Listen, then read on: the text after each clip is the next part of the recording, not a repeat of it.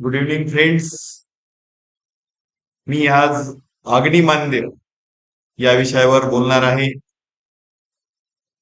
पावसाळा जस्ट सुरू झाला आहे आणि सूर्यप्रकाश नसल्यामुळं अग्निमांद्याचा प्रॉब्लेम या दिवसात येतात लोकांना. आणि पूर्वी आपले लोक त्याला काउंटर बॅलन्स करण्यासाठी अग्निमांद्य होऊ नये किंवा इनडायजेशन होऊ नये यासाठी पूर्वी अग्नी वाढवण्यासाठी विविध उपाय करायचे.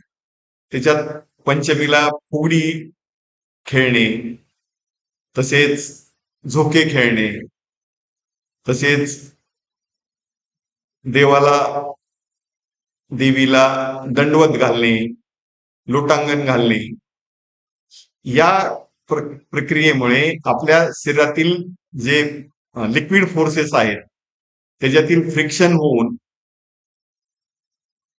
आपल्या शरीरात अग्नी वाढतो आणि अग्नी वाढला की ते डायजेशनला सोपं होऊन जातं. तसंच पूर्वी आपल्याकडे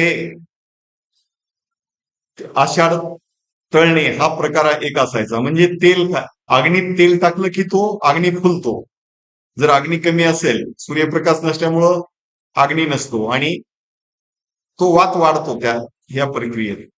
तर तो वात वाढू नये म्हणून आपण पूर्वी ते तळलेले पदार्थ खाणे.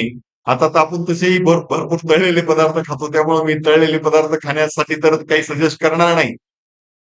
पण तुम्ही कच्चं तेल खाल्लेलं फार चांगलं. तळलेल्या तेलापेक्षा तळलेल्या तेलात ते फ्री रेडिकल्स निर्माण होतात आणि ते शरीरासाठी तसे अपायकारक आहेत. त्याच्यापेक्षा कच्चं तेल खाणं किंवा ते रेसिपीज बदलणं, आपण जे तडका देतो ना, फोडणी देणे, हा प्रकार चुकीचा आहे. त्याच्यापेक्षा तुम्ही सर्व पदार्थ भाजून घ्या आणि वरून तेल टाका.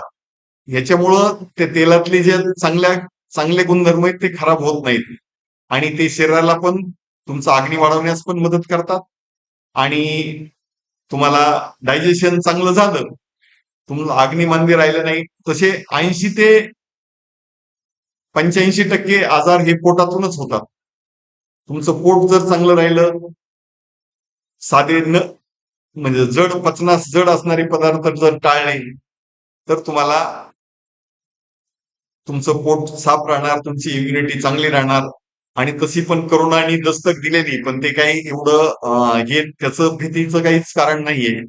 तो एकदम वीक झालेला जरी असला तरी वीक झालेला आहे. आणि तुम्ही जर रोज आपल्याकडं पूर्वी ओमकार हा प्रकार असायचा. ओमकार जे अक्षर आहे हे तुमचा अग्नी जो मेंदूतला अग्नी वाढवण्यास कारणीभूत ठरणार आहे. तर ओमकार केल्याने पण तुमचा ओमकार भ्रामरी यांनी पण आपला अग्नी वाढू शकतो. आणि तुम्ही हे पण असं रेग्युलर सकाळी जर ह्या गोष्टी जर केल्या तर अग्निमांद्य होणार नाही, याची मी तुम्हाला खात्री देतो. सर्वांनी आपल्या जे पूर्वीच्या ऋषीमुनींनी शोधलेल्या गोष्टी ज्या आहेत त्या फार रिच आहेत. मधल्या काळात त्या लोप पावल्या. त्याचं कारण नालंदा विद्यापीठ वगैरे या लोकांनी जाळलं आणि त्याच्यामुळं आपल्याकडचं जे जे वेद सायन्स होते ते नष्ट झाले आणि आता आपल्याला ती शोधायची गरज आहे. बाकीच्या ज्या कंट्री आहेत, US वगैरे, हे त्याच्यावर रिसर्च करतायत आणि आपणच त्याच्यात मागे आहोत.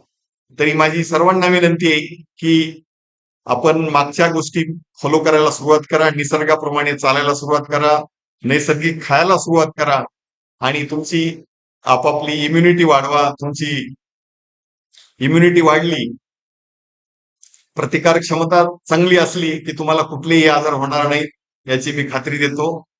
नमस्कार.